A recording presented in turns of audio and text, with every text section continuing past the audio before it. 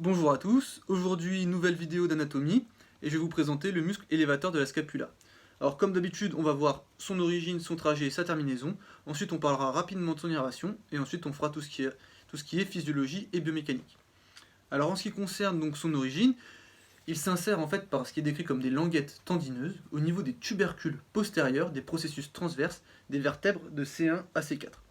Alors je vais essayer de vous montrer à quoi ressemblent les tubercules postérieurs. Donc là au niveau du rachis cervical, ici on a un processus transverse, hein. Là on va avoir le tubercule antérieur et ici le tubercule postérieur. Donc c'est à cet endroit-là que l'élévateur de la scapula va s'insérer sur les 5 vertèbres, les 5 premières vertèbres cervicales. À peu près, parce que bon, toutes les vertèbres n'ont pas exactement la même anatomie. En ce qui concerne son trajet, il va se diriger vers le bas, l'arrière et le dehors. Et ce qui est important de noter, c'est que les fibres en fait elles vont tourner sur elles-mêmes. Donc ça, le mieux, c'est que je vous montre un dessin. Donc ici, donc on voit bien que les fibres descendent vers le bas et le dehors. On voit aussi la rotation des fibres sur elles-mêmes. Et là, on voit que les fibres se dirigent vers l'arrière. En ce qui concerne sa terminaison, en fait, il va se terminer donc par des fibres charnues sur l'angle supéromédial de la scapula. Donc supéro pour dire donc, que c'est l'angle qui est en haut, médial pour dire que c'est la partie interne. Et il va aussi s'insérer sur le bord spinal entre l'épine ici et l'angle supéromédial, donc sur cette partie ici. Bord spinal, c'est pour dire, spinal ça fait penser au processus épineux du rachis, donc ça veut dire que c'est le bord de la scapula qui est du côté de la colonne vertébrale. Ensuite, en ce qui concerne donc ses actions, alors avant on va parler un peu de son innervation, donc il est innervé par le nerf dorsal de la scapula. Donc en ce qui concerne ses actions, donc on va se positionner comme ça.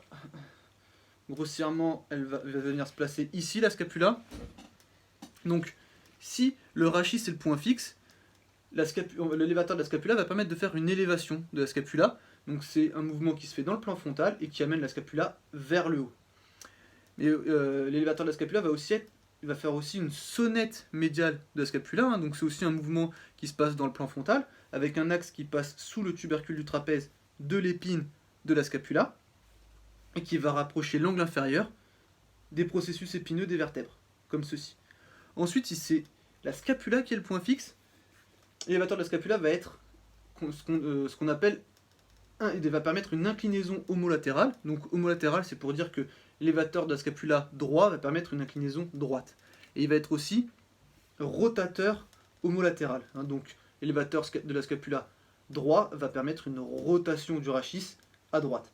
Et il va aussi avoir un rôle d'extension du rachis, donc au niveau des vertèbres où il s'insère. Voilà, donc là vous connaissez tout sur le muscle élévateur de la scapula.